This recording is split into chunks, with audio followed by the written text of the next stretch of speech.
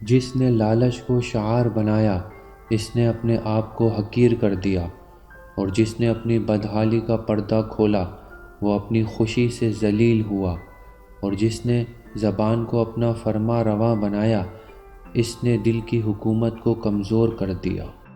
جو شخص اپنے آپ سے راضی رہتا ہے اس پر ناراض ہونے والے بڑھ جاتے ہیں۔ جب دنیا کسی کی طرف رخ کرتی ہے تو دوسروں کی خوبیاں اسے ادھار دیتی ہے، اور جب اس سے پیٹھ پھیرتی ہے تو اس کی اپنی خوبیاں بھی اس سے چھین لیتی ہے۔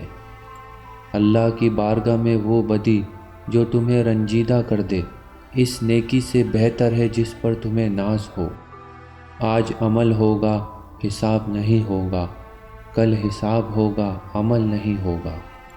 جب عقل پختہ ہو جائے تو باتیں کم ہو جاتی ہیں۔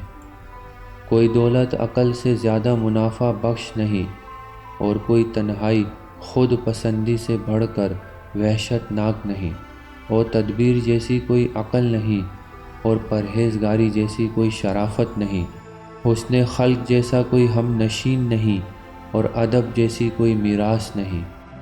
دنیا کی مثال سانپ کی سی ہے، جسے چھوئیں تو نرم لگتا ہے مگر اس کے اندر زہر قاتل ہوتا ہے۔ فریب خوردہ جاہل اس کا گرویدہ ہو جاتا ہے، لیکن ہوش مند عاقل اس سے بچ کر رہتا ہے۔ جس نے اپنی رائے کو ترجیح دی وہ ہلاک ہو گیا، اور جس نے دوسروں سے مشورہ کیا وہ ان کی عقلوں میں شریک ہو گیا۔ لوگ اس بات کی مخالفت کرتے ہیں جس سے وہ لا علم ہوتے ہیں۔ شریف آدمی کا بہترین عمل یہ ہے کہ لوگوں کے جو عیوب اسے معلوم ہوں ان کی طرف دھیان نہ کرے۔ جس پر حیا نے اپنا لباس پہنا دیا اس کے عیب لوگوں کی نظروں کے سامنے نہیں آ سکتے۔